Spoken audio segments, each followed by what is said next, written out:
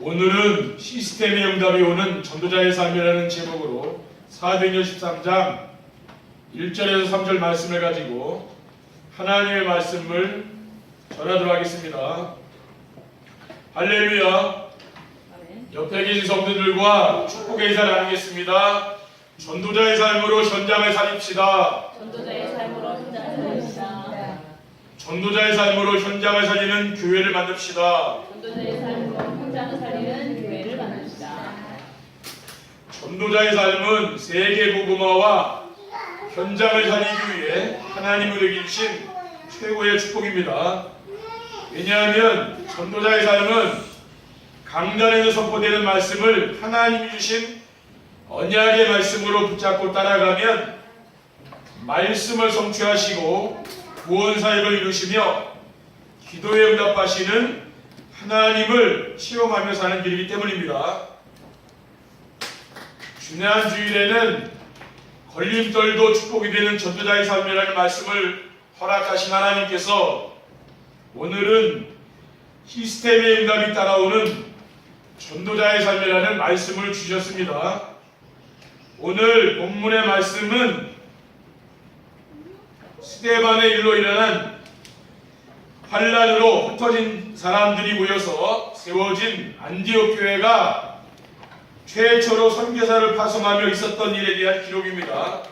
사탄은 전도자 스데반을 죽이면은 전도 운동이 끝날 줄 알았지만은 그것은 착각이었습니다. 스데반의 죽음이 안디옥 교회를 세우는 발판이 되었고 본격적으로 선교를 할 수 있는 시스템 응답이 된 것을 알 수가 있습니다.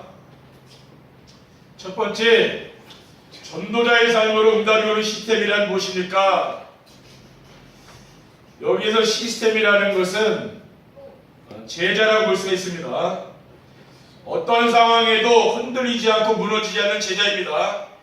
강단에서 선포되는 말씀을 하나님의 음성으로 듣고 순종하는 전도자의 삶을 살면 자신이 먼저 어떤 상황에도 흔들리지 않고 무너지지 않는 제자가 세워집니다.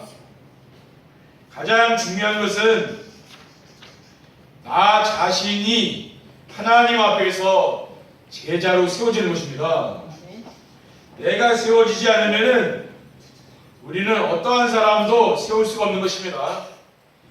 왜냐하면 하늘과 땅의 모든 것을 가진 그리스도께서 함께 하심을 믿기 때문입니다. 마태복음 28장 1절에 내가 분부한 모든 것을 가르쳐 지키게 하라.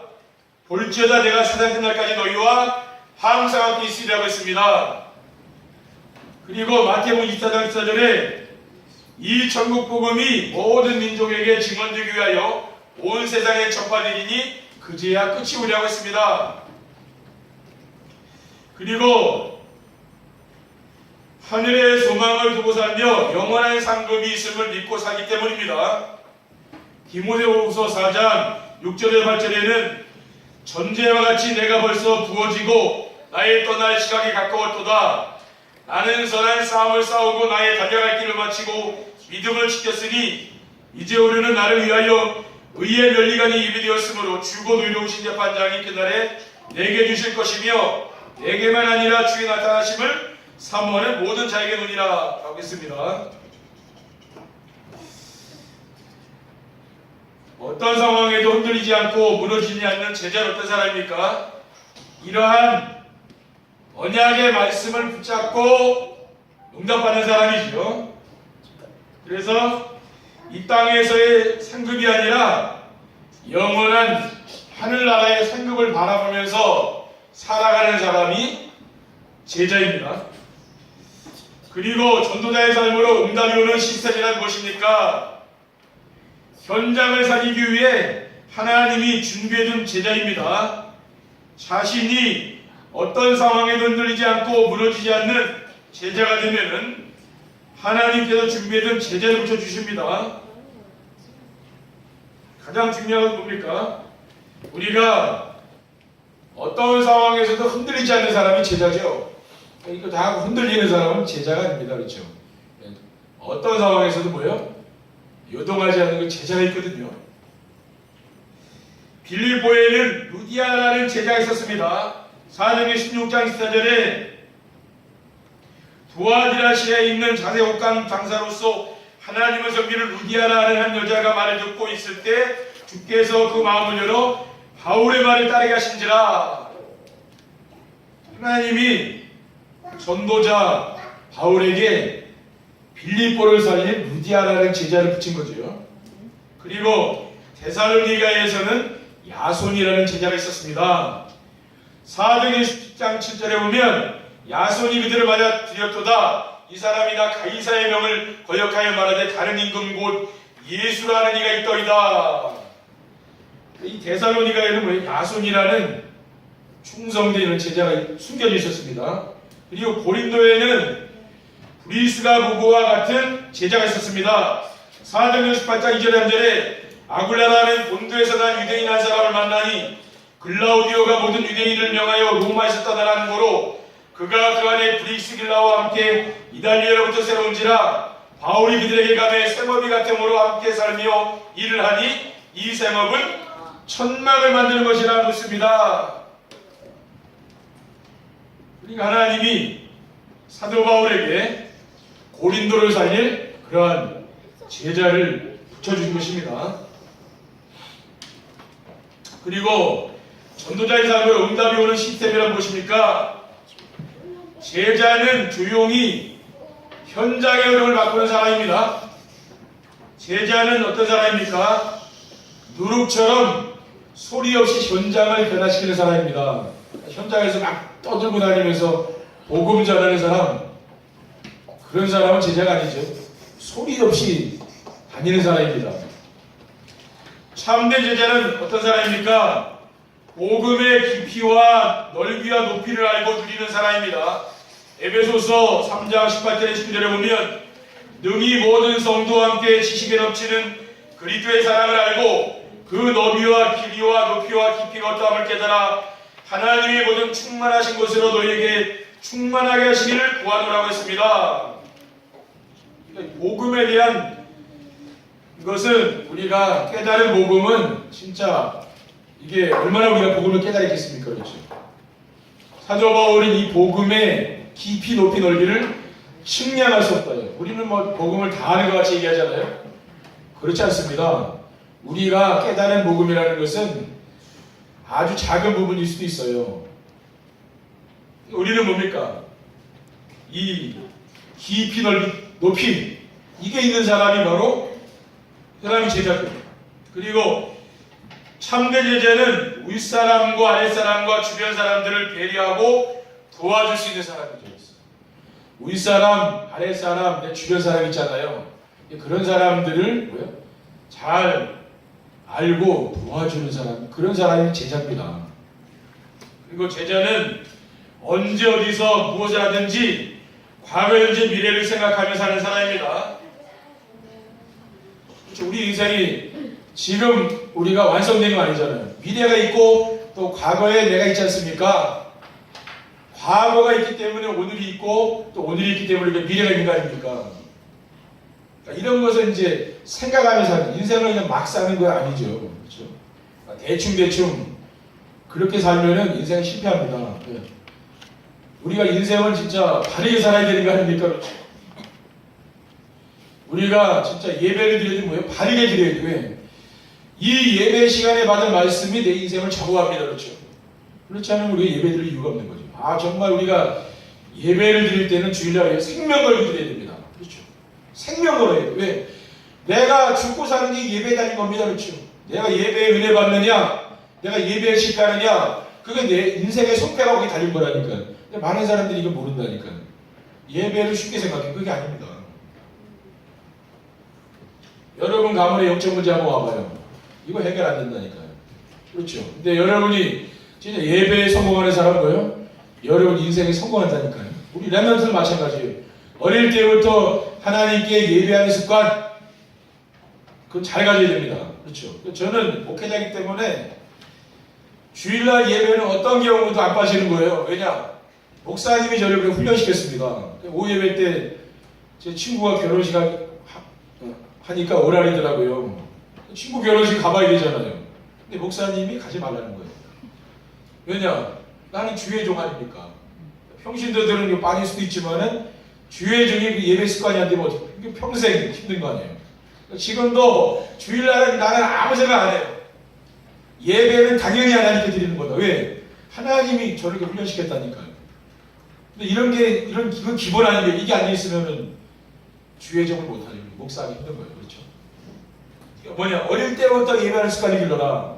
왜? 어른 되면은 힘듭니다. 그렇죠? 어린 되면은 예배 습관도 안 들여져요. 빠지고 그런다. 근데 렘넌트 때 이게 된 사람은 뭐예요? 평생 가는 거예요. 그렇죠? 평생 자기는 주일날에 죽어도 교회 가서 죽는다. 그게 되는 겁니다. 어릴 때 습관 돼야 돼. 나이가 들면 힘들어요. 이러한 사람이 뭡니까? 현장의 흐름을 바꿀 수 있다고 말이에요. 이런 사람이. 그렇죠? 그래서 여러분이 진짜 예배를 소중히 여기는 사람이 현장을 바꾸는 겁니다. 두 번째, 전도자의 삶으로 시스템의 응답을 받는 것 어떻게 하면 됩니까? 여러분이 시스템의 응답을 받으려면은 21가지의 삶으로 날마다 근본을 바꾸는 시간을 가져야 됩니다. 우리는 눈에 보이는 행동이나 환경을 바꾸려고 하는데 하나님은 우리의 근본을 바꾸려고 한다는 말이죠. 왜냐하면은 근본이 바뀌지 않으면은 사탄의 공격을 이길 수가 없어요. 그리고 환경과 자신의 무능에서 벗어날 수 없기 때문입니다. 늘 무능, 환경 그걸 못 이기는 거예요.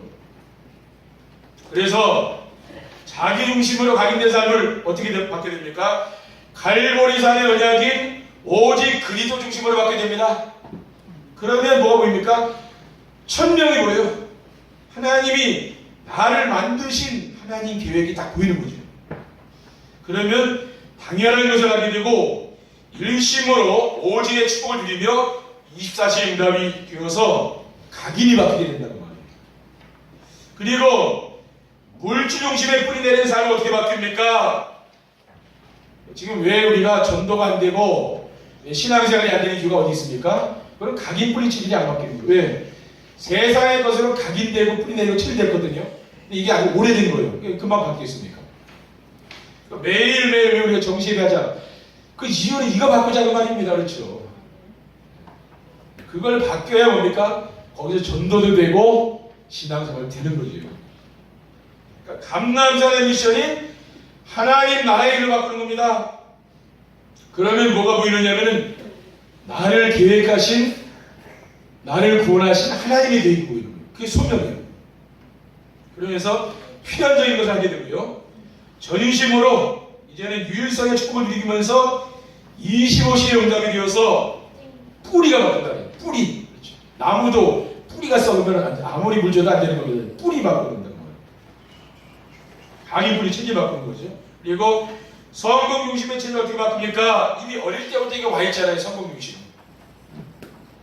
아가단 합방의 응답인 오직 성령 충만과 증인의 체질을 바꾸는 겁니다. 그러면은 사명이 보이고요. 절대적인 것을 하게 되면 지속하게 됩니다. 이제 지속할 때 힘이 생기는 거예요.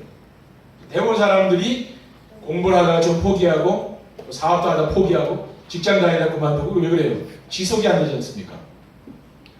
지속이 되는 사람은 제일창조의 축복을 누리면서 영원한 응답을 누리게 되는 거죠.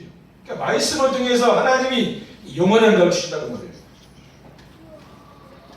그리고 전도자의 삶으로 시스템의 응답을 받으려면 어떻게 하면 됩니까? 여러분이 시스템의 응답을 받으려면은 5가지 기도로 복음 안에 있는 나의 정체성을 찾아 누려야 됩니다. 그리스도 하나님 나라 성령 충만으로 인생이 바뀌게 되면은요, 문제 해결이나 자신의 소원을 이루는 중요한 기도를 하지 않게 됩니다. 그러면 이때부터 어떤 기도를 하느냐? 응답을 누리는 기도를 하게 됩니다. 복음 누리는 기도를 하게 된다는 말이에요. 대부분 성도들이 어떤 기도합니까? 종교적 기도한다는 말이에요. 지금요. 어떤 사람은 신비 기도하는 사람이 있고, 그렇죠. 어떤 사람은 율법적 기도 뭐예요? 자꾸 다른 사람 판단하고 막 그거는 율법적 기도하는 거예요.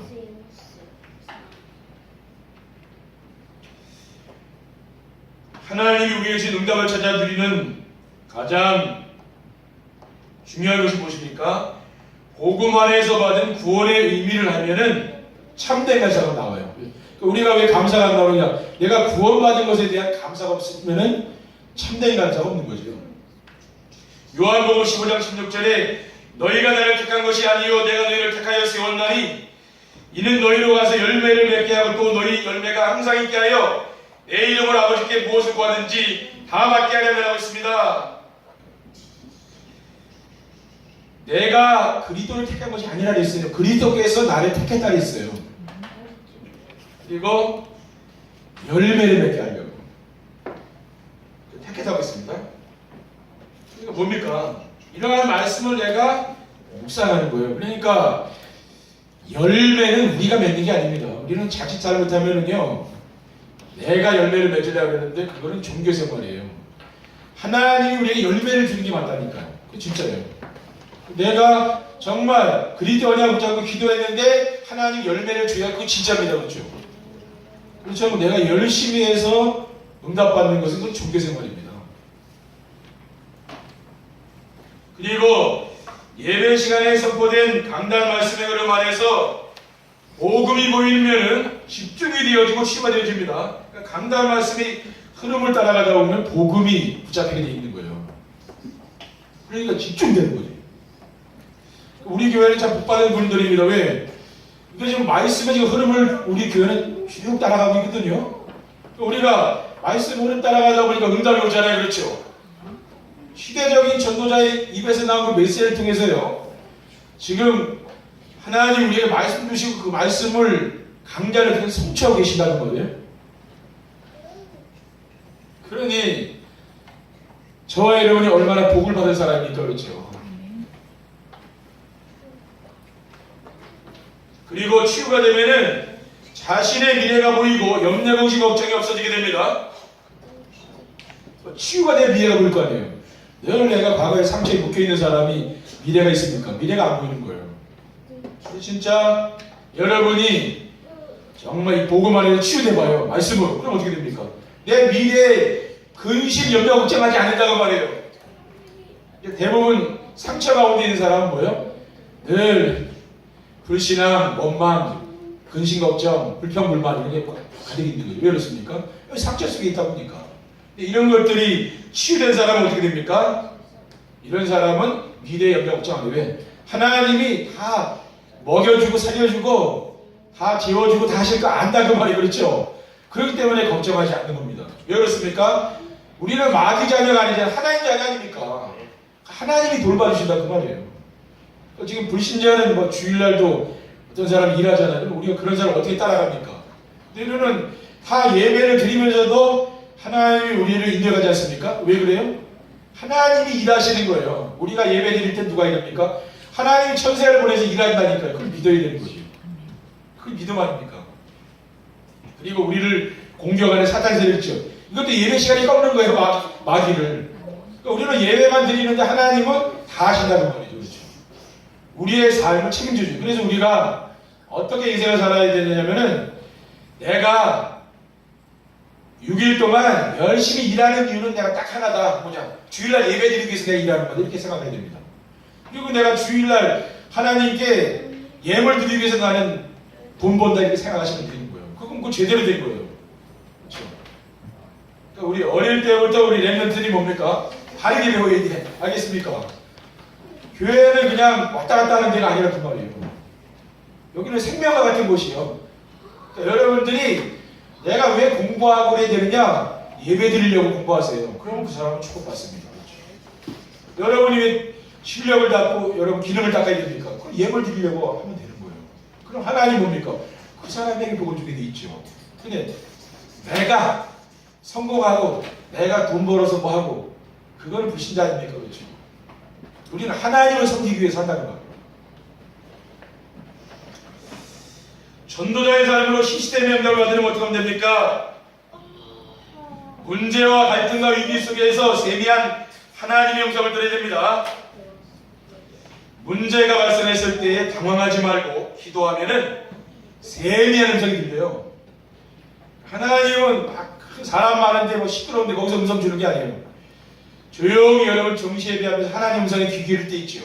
딱 무릎을 꿇고 내가 진짜 하나님 말씀하십시오. 내가 오늘 진짜 강좌를 통해 주님께서 주신 말씀을 통해 내가 하나님 음성 듣겠습니다. 이런 마음으로 여러분 들어보세요. 그러면 그 말씀이 달리다니까요. 사무엘은 뭐요? 어릴 때부터 했잖아요. 일부에도 얘기했지만은 어릴 때부터 들었어요. 교회 나왔는데 하나님 음성이 잘 들리는데 어떡하겠냐고요. 그런 사람은 성공합니다. 우상숭배가 극심한 아방이 통치하던 시대에 바알과 아세라 선지자들과 갈멜산 대결에서 승리한 사람이 바로 엘리야 아닙니까? 이 엘리야 선지자가 바알과 아세라 선지자들을 다 죽였잖아요. 그렇기 때문에 이세벨 왕비가 명령을 내린 거예요. 우상숭배 극심하게 하는 그러한 바알을 섬기는 왕비 아닙니까? 근데 아방이 아주 여자를 진짜 악한 사람을 만난 거예요. 그러니까 진짜 남자 잘 만나야 돼요. 그렇죠? 이 우상숭배하는 악한 사람입니다. 그렇죠? 이 사람이 왕을 좌지우지하는 거예요. 막. 그렇죠? 또 여자들이 남자들을 좌지우지 하지 않습니까? 그렇죠? 남자는 여자 잘 만나야 돼요. 그렇죠? 근데 사형선을 내렸습니다. 이제 그래서 이제 인생을 포기하고 이제 광야에 들어가서 죽으려고 이제 하나님께 기도하는데 내 생명을 불러가라고 하나님이 천사를 보내서 떡과 물을 갖다 줬어요. 그래서 그것을 먹고서 기운을 차리고 호렙산에 가서 기도하다가 세미한 음성 들었어요. 그러니까 세미한 음성 듣는다는 뭡니까? 기도한다고 말이죠. 기도하야 세미한 음성 들을 거 아니에요. 로마서 11장 4절에 보면 그에게 하신 대답이 무엇이냐? 내가 나를 위하여 바울에게 무릎을 꿇지 아니한 사람 7,000명을 남겨두었다 하셨으니 그런즉 이와 같이 지금도 은혜로 택하심을 따라 남은 자가 있느니라.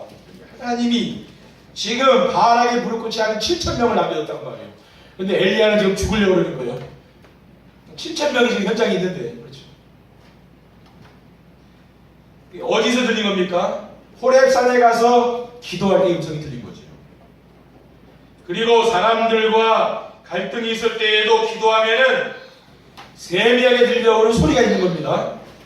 오늘 본문에 보면 안디옥 교회에 선지자들과 교사들이 있으니 곧 바나바와 니게르라는 시몬과 구레네 사람 루기오와 분부왕 헤롯의 젖동생 마나이가 및 사울이라.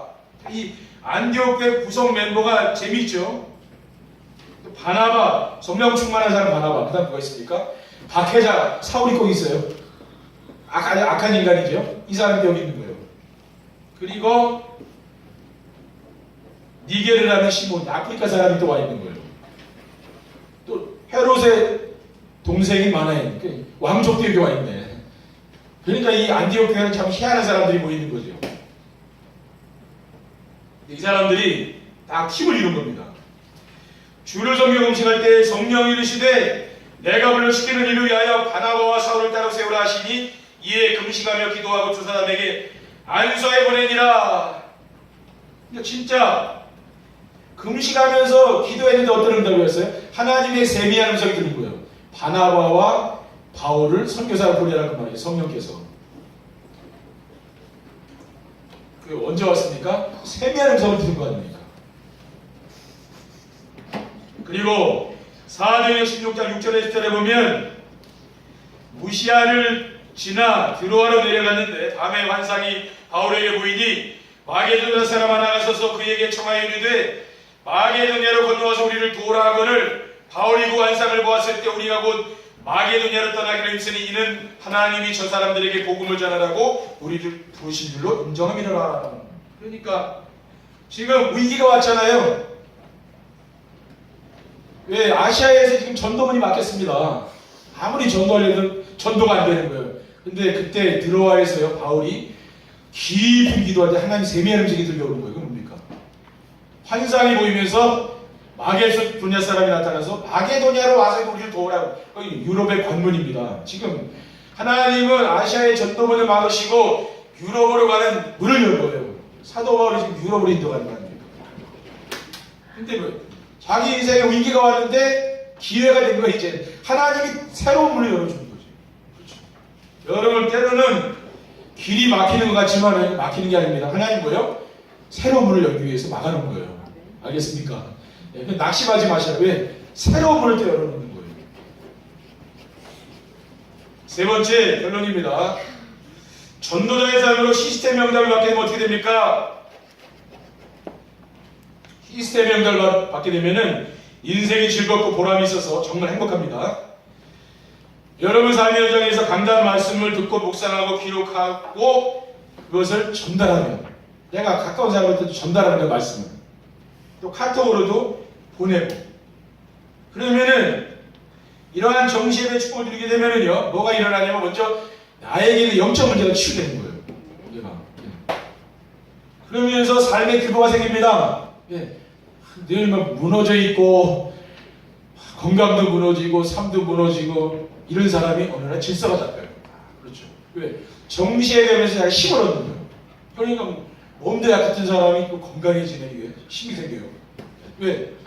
질서가 잡히니까 힘이 오는 거예요. 그러면서 마음이 기쁘죠? 또 자신감이 넘치고 자부심이 생깁니다. 왜 그래요? 내가 말씀에 늘 마음이 있으니까 자부심이 있는 거죠. 그렇죠. 근데 우리가 신앙생활은 왜 힘듭니까? 저는 말씀이 잘 안 잡힐 때 좀 힘들더라고요. 말씀은 자꾸, 왜냐면 우리는 신앙인이잖아요.